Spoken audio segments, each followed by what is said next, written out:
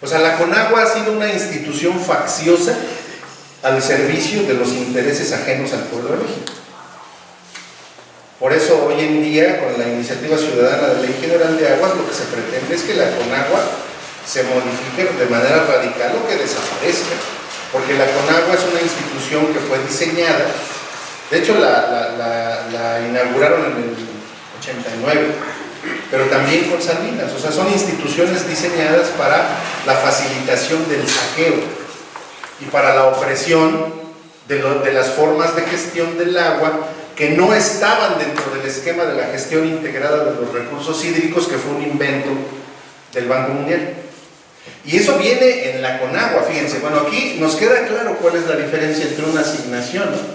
Porque nosotros lo que estamos peleando es que los sistemas comunitarios deben de estar dentro de la figura de asignación, no de concesión, ¿sí? Porque es muy claro, pues. Me han contado que ustedes tuvieron un taller, ¿no?, donde vino un especialista a hablarles sobre lo que eran las concesiones. Y bueno, pues en teoría las concesiones es un permiso y estás legal y todo eso, ¿no?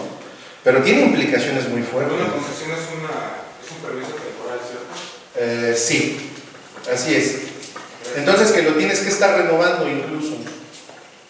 Entonces, el esquema real en el cual está la onda esta de las concesiones es que es desaparecer, estrangular a la gestión comunitaria del agua. Hasta ahorita no ha podido, Inclusive la CONAGUA ha creado programas como el PRODER, el programa de devolución de derechos y no sé qué rollo, ¿no? En donde no te regresan dinero. O sea, tú pagas tu extracción de agua, tu derecho de extraer el agua en bloque, y en teoría la CONAGUA te regresa asesoría técnica y apoyos para que hagas infraestructura en materia de agua y saneamiento. Pero realmente yo conozco muy pocos sistemas que han logrado eso, porque los trámites son muy engorrosos, y no te regresan dinero, pues. O sea, te dan apoyos ahí, que técnicos y todo el rollo, ¿no?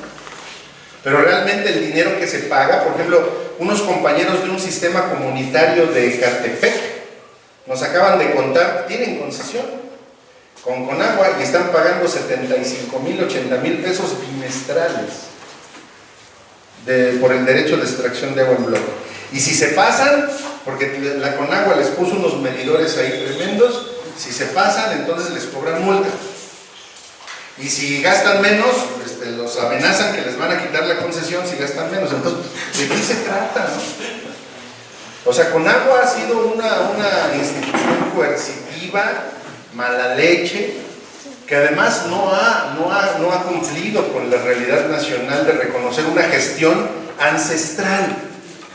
Porque en la gestión comunitaria del agua ha habido muchos errores, incluso ha habido abusos, Ha habido gente en las comunidades que luego se ha transado la lana, sí es cierto. Sin embargo, esas son cosas que se pueden corregir, y nada comparado con la corrupción gubernamental, porque la corrupción que se genera en los sistemas operadores municipales, o sea, la corrupción que hay en un sistema comunitario es una travesura de un niño de 1 año, pero la corrupción que se da en los ODAPAS, en los sistemas operadores municipales, ahí se roban el dinero. Entonces, aquí de lo que se trata, porque a pesar de todo, la gestión comunitaria del agua tiene la sabiduría y la conciencia de que es necesario cuidar el agua y el territorio para las generaciones posteriores. Nosotros sabemos que en Morelos hay una lucha encarnizada en contra del proyecto Integral Morelos, porque es un proyecto depredador, ¿no? Pues esa es la conciencia de los pueblos. Y quienes están en la primera línea de defensa de esto son las comunidades agrarias y los sistemas comunitarios de agua, con todos los errores que pudieran tener. Entonces es importante esta gestión. Y una parte principal de la lucha es que nosotros tenemos que trastocar esto. O sea, tenemos que hacer, y eso viene plasmado en la iniciativa ciudadana de Ley General de Agua. Seguramente el compañero Luigi y la compañera Carmen ya les han hablado ampliamente, y también don Saúl Roque, que viene llegando, por cierto, acá con nosotros. Él conoce el tema a profundidad. Entonces, dentro de muchas cosas, Obviamente se trata de modificar la ley en su conjunto, porque el 8 de febrero del año 2012, como todos ustedes están enterados, se elevó a rango constitucional el derecho humano al agua. ¿Ya? Y en el artículo tercero transitorio del decreto dice: el Congreso tendrá 360 días para hacer una nueva ley general de aguas. Y se sobreentiende que debe de ser una ley general de aguas acorde con el derecho humano plasmado en el artículo cuarto. Entonces, si nosotros sacamos cuentas, decimos, tenían 360 días, y si el decreto es del 8 de febrero del 2012, ellos deberían de haber tenido una nueva ley general de aguas en febrero del 2013. Pero no ha sido así. Ya estamos en 2018, ya van más de 5 años, y el gobierno ha sido omiso, indolente, y bueno, a lo mejor ha querido pero no ha podido, porque también en el 2015 se recordarán que hubo una fuerte oposición a una ley que ellos pretendían imponer en el Congreso, Fabio Beltrones, que era la ley Corenfeld. Y se llamó así porque según la diseñó David Corenfeld, el anterior titular de la CONAGUA. Pero gracias a la movilización de mucha gente, de muchas organizaciones, se logró echar para abajo esa ley. Entonces, el Estado mexicano, o sea, el Congreso ha sido omiso, ¿no? O sea, no ha querido, no ha podido, o ambas cosas, ¿no? Aprobar una ley, porque sabe que entonces se le caen todos los proyectos. Incluso el asunto de la modificación a los decretos de veda que hizo Peña Nieto, ¿se acuerdan? En junio, ¿sí se acuerdan? Que le quitó, levantó los decretos de veda en no sé cuántas cuencas hidrológicas. ¿verdad? 12, creo. Así es. ¿Y para qué? Pues para facilitar que el agua pueda ser concesionada a megaproyectos, ¿verdad? Pero todo esto lo tuvieron que hacer mediante algunos artículos de la Ley de Aguas Nacionales que facultan al presidente a levantar zonas de veda, o sea, decretar o quitar zonas de veda sin que esto pase por el Congreso. Porque Roberto Ramírez de la Parra, el director de Conagua, decía: es que es legal, sí, o sea, lo hicimos conforme a la ley. Pues sí, cabrón, pero lo hiciste con una pinche ley anacrónica, ¿no? Esa ley ya debía de haber sido cambiada desde el 2013, ¿no? O sea, ¿dónde está la valía? O sea, aquí hay una omisión, hay una indolencia de parte de los diputados y de los senadores que no han querido, ¿no?, modificar esto. Entonces, esta ley es urgente cambiarla. Hay una iniciativa ciudadana de Ley General de Aguas y ahorita vamos a hablar un poquito más acerca de esto, ¿no? Entonces, este es el asunto, ¿no? Asignación, concesión. La propuesta de nosotros es que la figura de la concesión se debe de seguir manteniendo, pero para empresas privadas y con múltiples restricciones. Ya no va a ser, en la nueva ley ciudadana, ya no es el que contamina paga, ahora es el que contamina pierde el agua. Y además asume las responsabilidades jurídicas que esto conlleva. Y se pueden ir al bote, ¿no? Entonces, por eso ahorita Germán Larrea está espantado, ¿no? Porque además a Germán Larrea ya le trajeron una cuña de su misma madera. Le trajeron a Napoleón Gómez Urrutia, que es otro gallón, ¿verdad? El del sindicato minero, que lo tenían exiliado en Canadá porque era un perseguido, porque él, con todos los defectos que tiene, pues estaba exigiendo justicia para el accidente de pasta de conchos, ¿no? Y entró en un confrontamiento con el Estado fuerte y se tuvo que ir porque lo iban a meter al bote, ¿no? Pero ¿qué dice el presidente electo? A ver, Germancito, te vamos a traer una cuña de tu misma madre. Y él lo declaró hace poco, ¿no? Bueno, entonces, aquí de lo que se trata, claro, ese es otro asunto, ¿no? Pero aquí lo que tenemos que hacer es que tenemos que crear cuñas de la misma madera, y una cuña es la iniciativa ciudadana de Ley General de Aguas, que está siendo impulsada por mucha gente en el país. Entonces, la concesión obviamente no debe de ser para los sistemas comunitarios. Los sistemas comunitarios deben de tener asignación de agua, y con una variante aquí muy importante, que es para cumplimiento del derecho humano al agua y al saneamiento.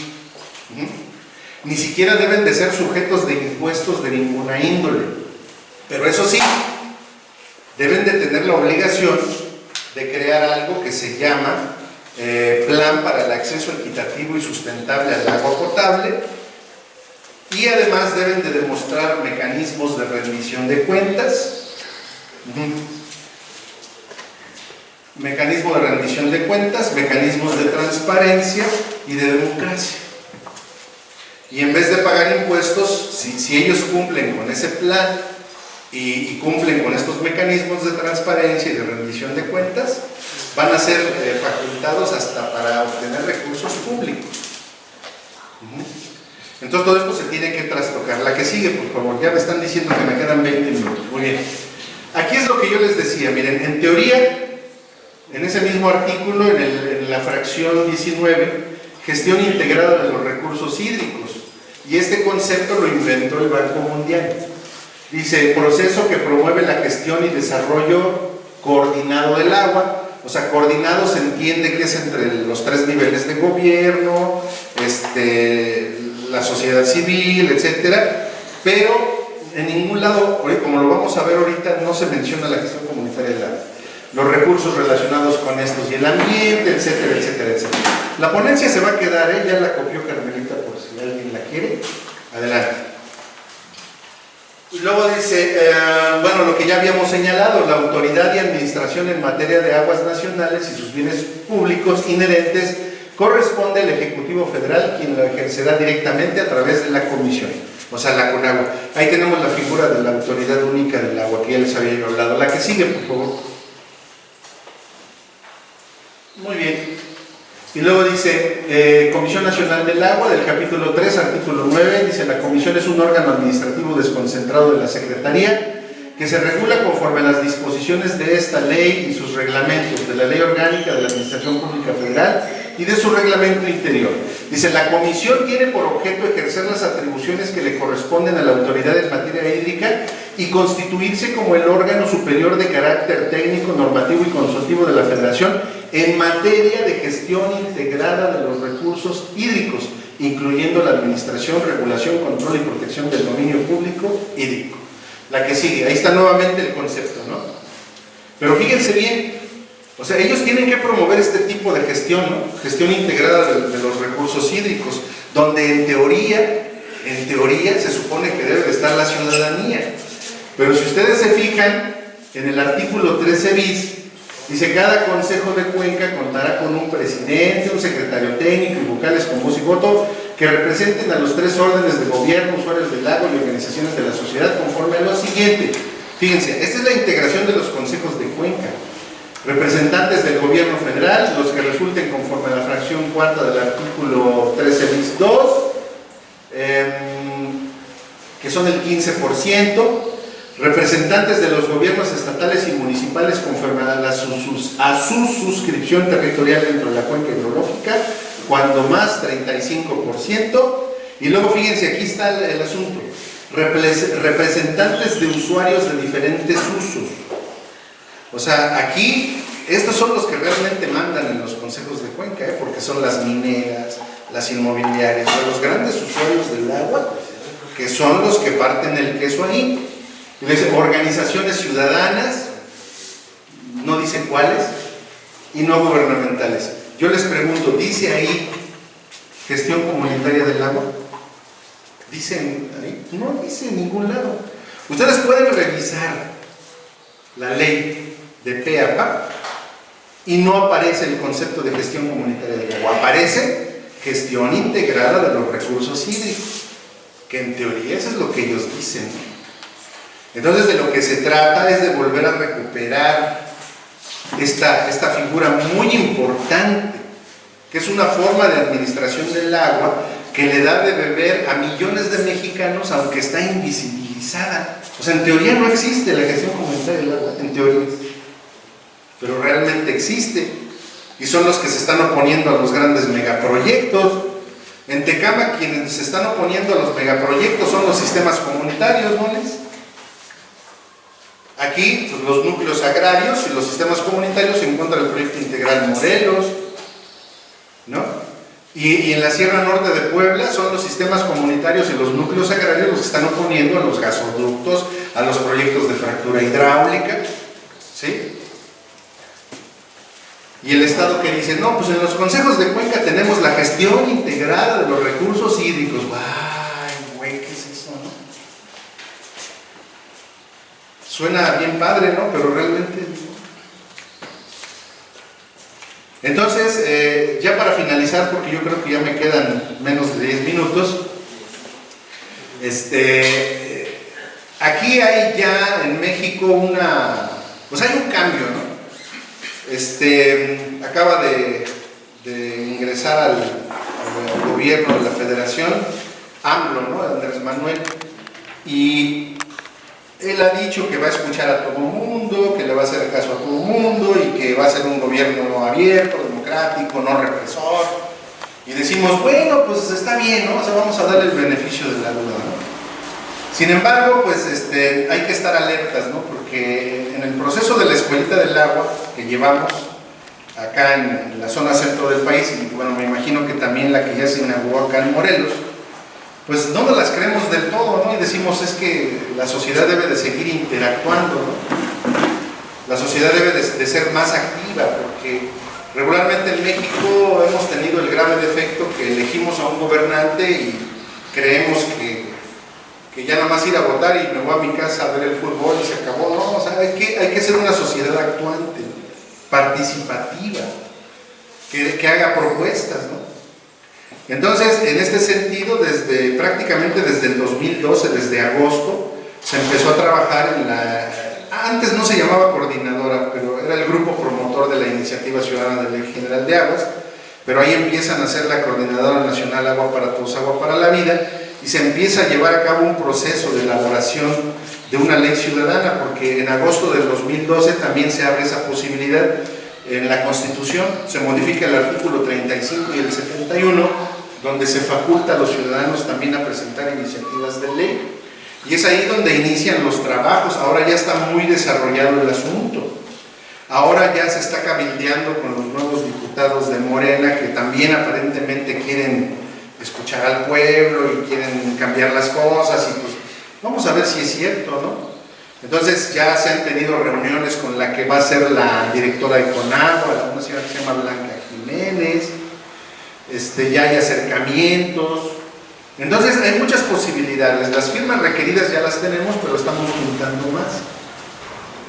Entonces en México es necesario cambiar el marco jurídico institucional del agua, porque durante estos 30 años de neoliberalismo que nos acosaron, o sea, realmente la crisis del agua en México es terrible, ¿no? 70% de los ríos, cuerpos de agua contaminados, acuíferos sobreexplotados, privatización del agua, conflictos por el agua por todos lados. O sea, hay una crisis del agua en México. Pero esa crisis ha sido provocada por una mala gestión que fue diseñada desde que se creó la Conagua en el 89 y desde que se promulgó la Ley de Aguas Nacionales actual, que como ustedes ya vieron, es una ley incompleta, es una ley permisiva, es una ley que facilita pues la intromisión de la inversión extranjera en detrimento de los intereses de los pueblos. Entonces es urgente cambiar esto, ¿no? Aparentemente hay voluntad también de echar para abajo la Ley de Seguridad Interior. En el Estado de México la semana pasada tuvimos una conferencia de prensa porque le estamos proponiendo a los diputados del Estado de México una agenda legislativa, ¿no? Y va a haber un foro. Jacobo, ojalá nos acompañen para que... Ahí es que los compañeros filman bien padre. Y todos están invitados, todos están invitados. El 29 va a haber un foro y lo vamos a hacer afuera de la Cámara de Diputados ahí en Toluca. Y le estamos proponiendo una agenda legislativa donde se eche abajo la ley Erubiel, que es la famosa ley Atenco, que así le llamaron, que legalizaba la represión y el crimen. Una nueva ley que promulgó Alfredo del Mazo, que es la ley de inversiones público-privadas. Ese es un tema que vimos en la escuelita del agua, pero fue en la sesión pasada, porque hay una ley de inversión público-privada federal y esa facilita también la inversión extranjera, da muchas ventajas. Y ahora en el Estado de México, Alfredo del Mazo en mayo promulga su ley. O sea, a pesar de que Andrés Manuel ya declaró y dijo, es que ya el neoliberalismo como política ya va para afuera, ¿no? Pues estos cabrones a fuerzas quieren seguir haciendo sus leyes, ¿no? Y del Mazo aprobó una reforma a la ley del ICEMIN que le recorta derechos laborales a los trabajadores del Estado, ¿no? y la ley de inversiones público-privadas del Estado de México, ¿no? Y así se la llevan. Ahorita están como ratas acorraladas que tiran mordidas a diestra y siniestra, ¿no? Pero pues nosotros tenemos que estar ahí, o sea, apoyando las intenciones que dice tener el nuevo gobierno, porque también si el nuevo gobierno nos sale con una chicanada, pues entonces ¿de qué se trata, no? Por eso debemos de estar también organizados, ¿no? O sea, al nuevo gobierno, como dice por ahí, ni todo el amor ni todo el dinero, ¿no? O sea, vamos a ver cómo, o sea, vamos como en las barajas, ¿no? Como vaya dando, nosotros también vamos dando, ¿no? Porque los compañeros de Atenco se quejan amargamente que pues parece que es pura simulación y que el proyecto del aeropuerto va, ¿no? Y los compañeros del tren interurbano también ya están muy decepcionados porque AMLO declaró hace poco que ese tren va y es un proyecto de Peña Nieto, ¿no? Entonces también debemos de ser cautelosos, pues, con el nuevo gobierno, ni todo el amor, ni todo el dinero. O sea, así tenemos que ser.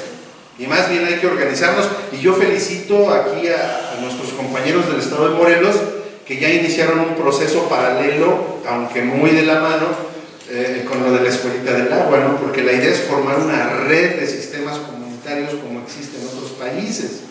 Eso urge, pues. O sea, una ley no es suficiente.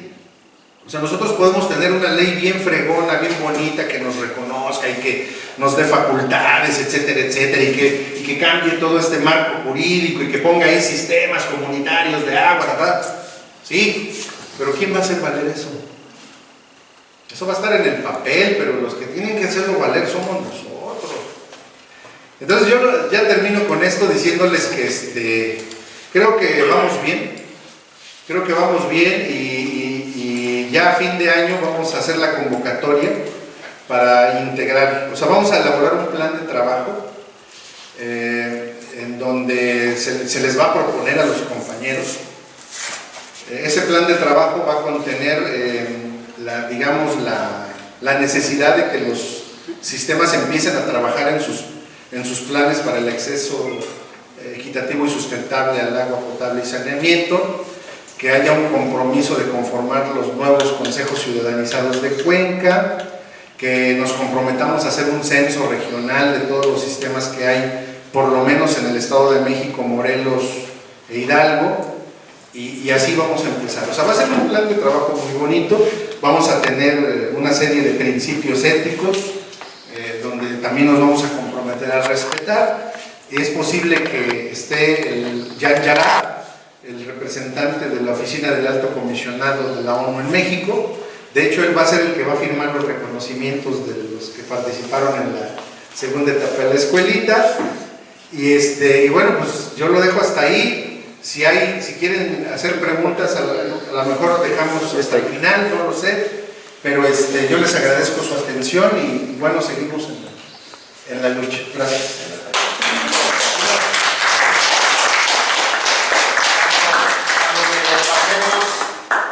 Pasemos tarjetas a todos y puedan mandar sus preguntas. La vez pasada, y abusando de tu capacidad de síntesis, la vez pasada flotaban dos preguntas. ¿Cómo se pierde? ¿Cómo se recupera la concesión?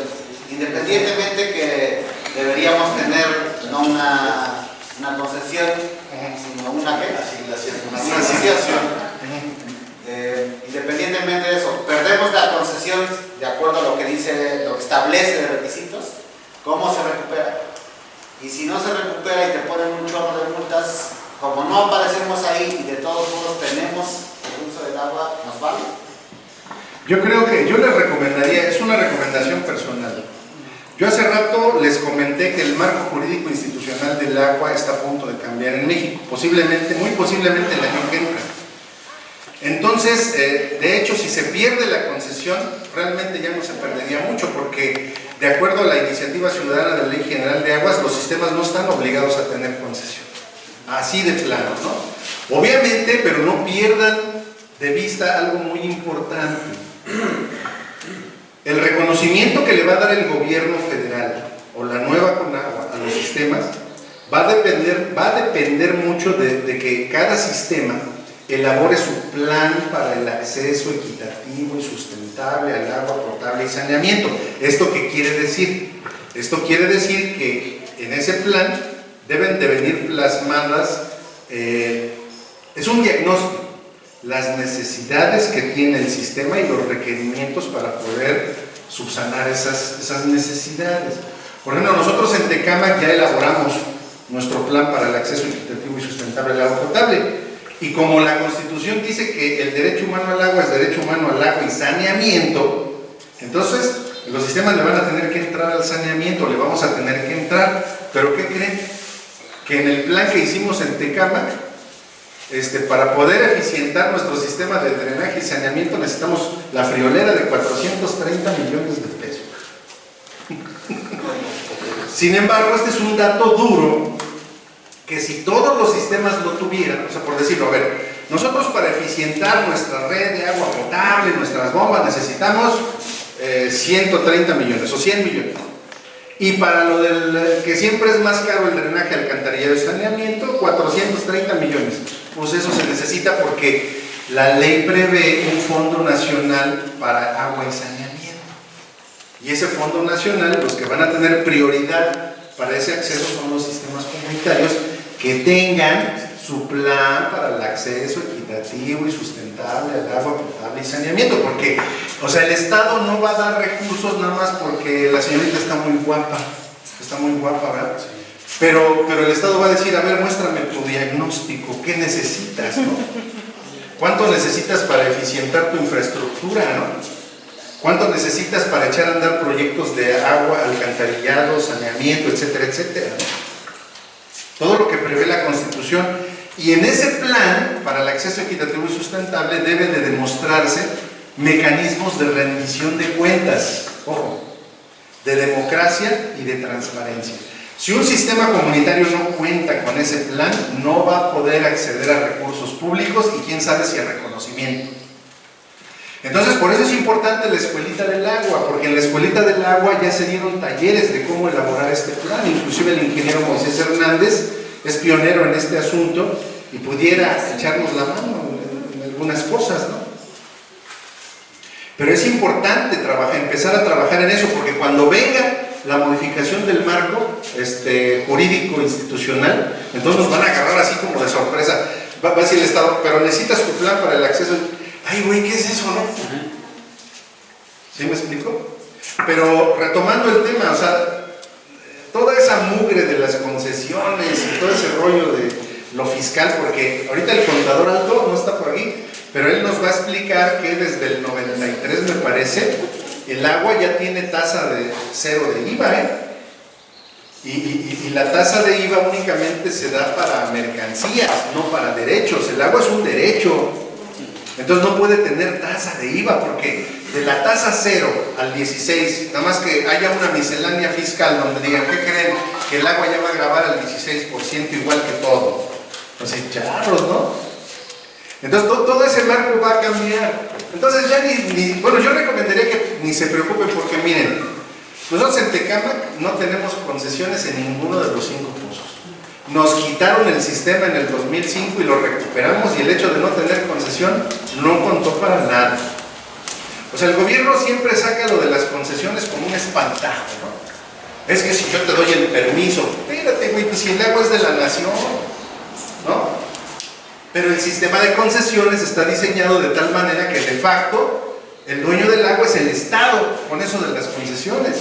Por eso nosotros a los sistemas les decimos, no tramiten concesiones, no tramiten concesiones. O sea, eso es echarse la soga al cuello y bailar al son de la tambora que ellos nos quieren marcar, ¿no? Entonces yo les recomendaría, si ya la perdieron, a volar paloma, vámonos.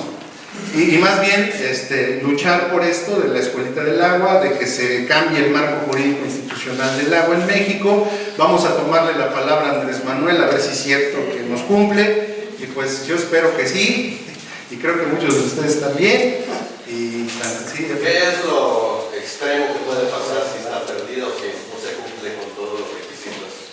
Bueno, lo que puede suceder es que van a clausurar el pozo. Ese es el asunto. Y como esto ya generó multas, recargos y actualizaciones, seguramente van a perseguir a los responsables del comité. ¿Pero procede? En teoría sí, pero aquí lo importante es hacer valer la fuerza del pueblo. O sea, si llega con agua y te quiere cancelar un pozo, júntate a la gente y diles, aquí cancelas madres, güey, ¿no? O sea, es que en esas estamos, ¿no? Pero si cambia el marco jurídico institucional, pues vamos a lograr muchas cosas. Gracias.